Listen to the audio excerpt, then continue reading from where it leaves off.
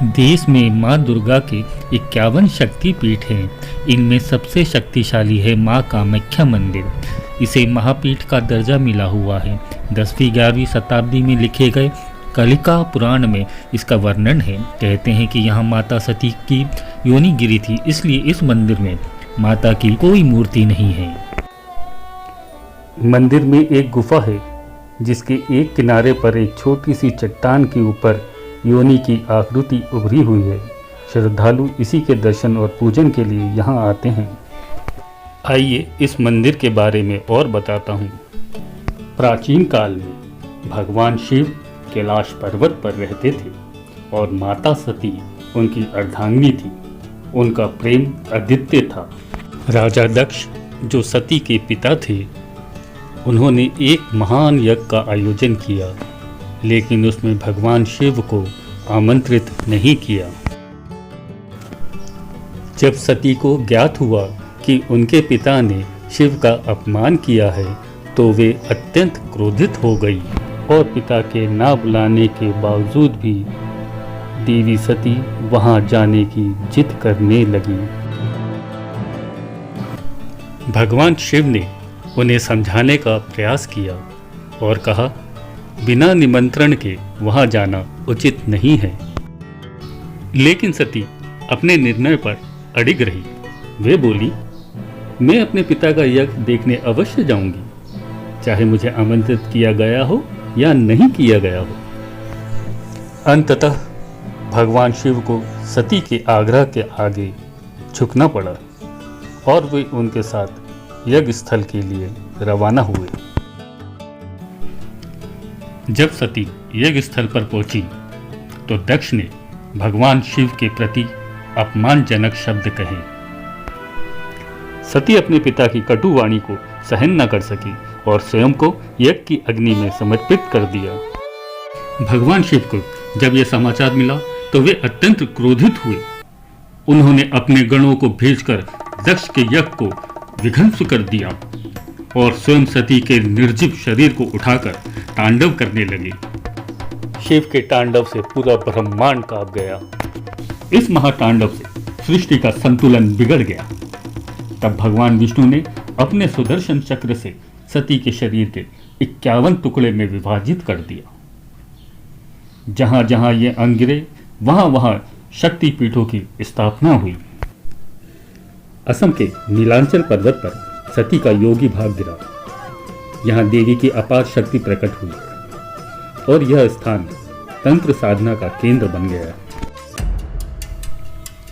देवताओं और ऋषियों ने यहाँ एक भव्य मंदिर का निर्माण किया, जिसे कामाख्या मंदिर के नाम से जाना जाता है। तांत्रिक साधन का केंद्र यह मंदिर तांत्रिक साधकों के लिए एक पवित्र स्थान बन गया, जहां वे देवी शक्ति की साधना करते हैं।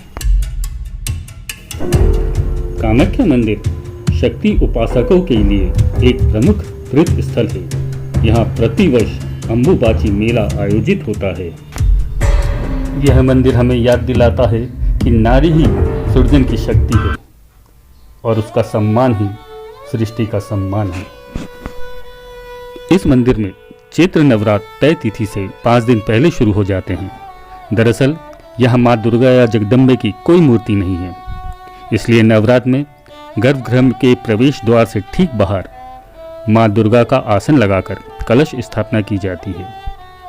इसी आसन पर 5 दिन पहले से पूजा आराधना शुरू हो जाती है। इन 9 दिन माँ की आराधना सुबह 4 बजे से शुरू होती है। माँ का श्रृंगार परिवार के लोग ही करते हैं। फिर मंदिर के मुख्य पुजारी के वंश का एक सदस्य आरती करता है। हर दिन पंचांग के अनुसार ही मंदिर के पट बंद किए जाते हैं। इस मंदिर के 460 पुजारी हैं, लेकिन कोई भी अपने जीवन काल में किसी दूसरे मंदिर या तीर्थ यात्रा पर नहीं जाता। ऐसा करना उनके लिए पाप है। इसके पीछे उनका तर्क है कि यहाँ एकमात्र शक्तिपीठ है, जहाँ 34 करोड़ देवी देवताओं की हर दिन पूजा होती है। इसमें 4 से 8 घंटे लग जाते हैं। नीलांचल पहाड़ी पर माता सती की योनि का हिस्सा गिरा था, लिहाजा यहीं से सारी सृष्टि है। कामाख्या मंदिर में ही 3 देवी का वास है और बाहर 7 का। यह अनोखा मंदिर 10 महाविद्याओं और भगवान शिव के 5 मंदिर कामेश्वर, सिद्धेश्वर, केदारेश्वर, अमृतेश्वर, अघोरा के बीच है। एक और बात है जो इसे बाकी पीठों से अलग बनाती है, वो ये है कि एक साल में 4 नवरात्र यानी 2 मुख्य और 2 गुप्त होते हैं। इसमें देश भर में सामूहिक पूजा पाठ होते हैं, लेकिन कामाख्या मंदिर के गुप्त नवरात्र पूरी तरह गुप्त रखे जाते हैं। ये कब होते हैं? पुजारी इसका एहसास श्रद्धालुओं को नहीं लगने देता। आषाढ़ महीने के 7वें दिन माँ कामाख्या महावारी से गुजरती है। उस वक्त 4 दिन मंदिर के पट बंद रहते हैं। इस दौरान यहाँ अम्बुबाची मेला लगता है। भक्तजनों, आपको अगर ये वीडियो पसंद आया हो तो एक लाइक अवश्य करें और मेरे इस YouTube चैनल को सब्सक्राइब अवश्य करें, ताकि मैं आगे भी आपको ऐसे मनोरंजन और सच्ची घटनाओं की कहानी, भक्ति कहानी आप तक पहुंचा सकूं। जय माता दी।